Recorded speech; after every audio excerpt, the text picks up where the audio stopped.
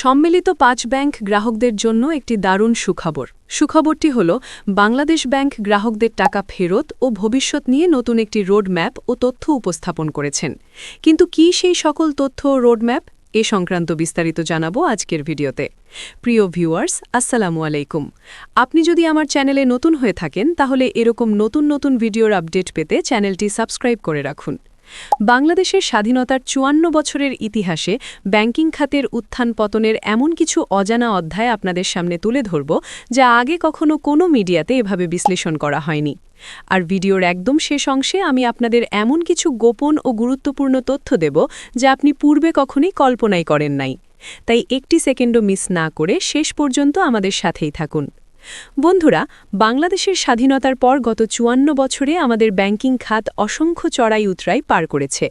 অনেক সময় শোনা যায় অমুক ব্যাংক বন্ধ হয়ে যাচ্ছে বা অমুক ব্যাংকে টাকা নেই, কিন্তু ইতিহাসের পাতা উল্টালে দেখা যায় সংকটে পড়া ব্যাংকগুলো বারবার ঘুরে দাঁড়িয়েছে। আজ আমরা যে ইস্টার্ন ব্যাংক, পূবালী ব্যাংক বা সিটি ব্যাংকের আকাশচুম্বী সাফল্য দেখি, তাদের শুরুটা কিন্তু মোটেও মসৃণ ছিল না। রাষ্ট্র যখনই কোনো ব্যাংকের পাশে শক্ত হয়ে দাঁড়িয়েছে, তখনই সেই ব্যাংক খাদের কিনারা থেকে ফিরে এসেছে। এই ধারাবাহিকতায় বর্তমানে বাংলাদেশের ব্যাংকিং খাতে এক বিশাল পরিবর্তন আসতে যাচ্ছে। আর সেই পরিবর্তনের কেন্দ্রবিন্দুতে রয়েছে সম্মিলিত ইসলামী ব্যাংক পিএলসি। চলুন প্রথমেই পূবালী ব্যাংকের কথা পড়ি। আজ আপনারা পূবালী ব্যাংককে বাংলাদেশের অন্যতম শীর্ষস্থানীয় এবং শক্তিশালী ব্যাংক হিসেবে চেনেন, কিন্তু আপনি কি জানেন একসময় এই ব্যাংকটি চরম আর্থিক সংকটে পড়েছিল? এটি ছিল একটি দুর্বল ব্যাংক। তবে এই দুর্বল অবস্থা থেকে আজকের অবস্থানে আসতে পূবালী ব্যাংকের সময় লেগেছে প্রায় ২১ বছর। দীর্ঘ ২১ বছরের কঠোর পরিশ্রম, সঠিক ব্যবস্থাপনা এবং রাষ্ট্রীয় কাঠামোর সহযোগিতায় তারা আজ সাধারণ মানুষের আস্থার প্রতীক হয়ে দাঁড়িয়েছে। পূবালী ব্যাংকের এই ইতিহাস আমাদের শেখায় যে সঠিক সময়ে সঠিক পদক্ষেপ নিলে যে কোনো রুগ্ন ব্যাংকই শক্তিশালী হয়ে ফিরতে পারে। এবার আসা যাক ইস্টার্ন ব্যাংক পিএলসির গল্পে। এটি এমন একটি ব্যাংক যা কার্যত একটি বন্ধ হয়ে যাওয়া ব্যাংকের ধ্বংসাবশেষ থেকে তৈরি হয়েছে। ১৯৯২ সালের কথা মনে আছে? আন্তর্জাতিক ব্যাংক বিসিসিআই বা bank of credit and commerce international যখন বন্ধ হয়ে যায়, তখন বাংলাদেশে এর কার্যক্রম চরম সংকটে পড়ে। সেই সময় সরকার সরাসরি হস্তক্ষেপ করে। বিসিসিআই এর কার্যক্রম পুনর্গঠনের মাধ্যমে গঠন করা হয় আজকের ইস্টার্ন ব্যাংক, যা আজ আধুনিক ব্যাংকিংয়ের এক উজ্জ্বল দৃষ্টান্ত। অর্থাৎ সরকারের সরাসরি সমর্থনে একটি বন্ধ হয়ে যাওয়া ব্যাংকও যে বিশ্বমানের হতে পারে, ইস্টার্ন ব্যাংক তার জীবন্ত প্রমাণ। ব্যাংকিং খাতের আরেকটি চমৎপ্রদ উদাহরণ হল সিটি ব্যাংক। ২০০৫ সালের নভেম্বরের দিকে এই ব্যাংকটি ভয়াবহ সমস্যাগ্রস্ত ব্যাংকের তালিকায় চলে গিয়েছিল। কেন্দ্রীয় ব্যাংকের আর্লি ওয়ার্নিং বা আগাম সতর্কবার্তার তালিকায় তাদের নাম ছিল।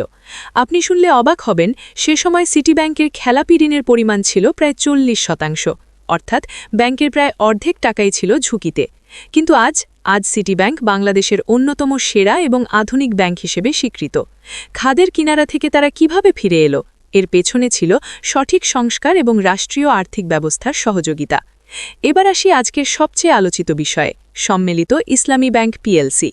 সাম্প্রতিক সময়ে দেশের ৫টি বেসরকারি ব্যাংক ভয়াবহ সংকটের মুখে পড়েছিল। সাধারণ আমানতকারীর মনে দেখা দিয়েছিল চরম আতঙ্ক। ঠিক এই মুহূর্তেই রাষ্ট্র ত্রাতা হিসেবে আবির্ভূত হয়েছে। এই ৫টি ব্যাংককে একীভূত করে গঠিত হয়েছে সম্মিলিত ইসলামী ব্যাংক।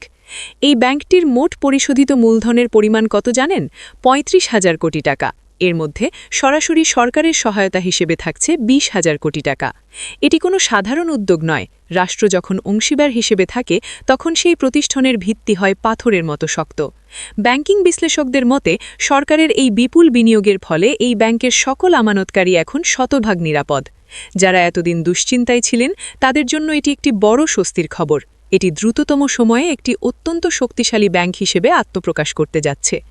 বন্ধুরা, ভিডিও শুরুতে বলেছিলাম শেষে একটি গোপন ও গুরুত্বপূর্ণ তথ্য দেব যা আপনি আগে কখনো শোনেননি। সেই তথ্যটি হল, ইতিহাস সাক্ষী দেয় বাংলাদেশে আজ পর্যন্ত রাষ্ট্রায়ত্ত বা রাষ্ট্রীয় সমর্থনপুষ্ট কোনো ব্যাংক দেউলিয়া হয়ে আমানতকারীর টাকা আত্মসাৎ করেনি। উল্টো, সংকটের সময় সরকার যখনই কোনো ব্যাংকের দায়িত্ব নিয়েছে, সেই ব্যাংক আগের চেয়ে ১০ গুণ বেশি শক্তিশালী হয়েছে। আসল সত্যিটি হল, বর্তমানের এই একীভূতকরণ প্রক্রিয়া শুধু ব্যাংক বাঁচানোর জন্য নয়, বরং দেশের অর্থনীতিকে একটা বড় ধরনের ধস থেকে রক্ষা করার একটা মাস্টার প্ল্যান। এই সম্মিলিত ইসলামী ব্যাংকের মাধ্যমেই আগামী দিনে বাংলাদেশের ইসলামী ব্যাংকিং ব্যবস্থায় বড় ধরনের শৃঙ্খলা ফিরতে যাচ্ছে। আপনার জমানো টাকা এখন আগের চেয়ে অনেক বেশি সুরক্ষিত, কারণ এর পেছনে স্বয়ং রাষ্ট্র গ্যারেন্টার হিসেবে কাজ করছে। তাই গুজবে কান না দিয়ে সঠিক তথ্য জানুন। মনে রাখবেন, ব্যাংকিং খাতের এই সংস্কার দীর্ঘমেয়াদে আপনার এবং দেশের অর্থনীতির জন্যই কল্যাণকর। আজকের ভিডিওটি কেমন লাগলো তা কমেন্ট করে জানান। ব্যাংকিং খাতের এমন আরও ইনসাইড নিউজ পেতে আমাদের চ্যানেলটি সাবস্ক্রাইব করে রাখুন। দেখা হবে পরবর্তী ভিডিওতে। ধন্যবাদ।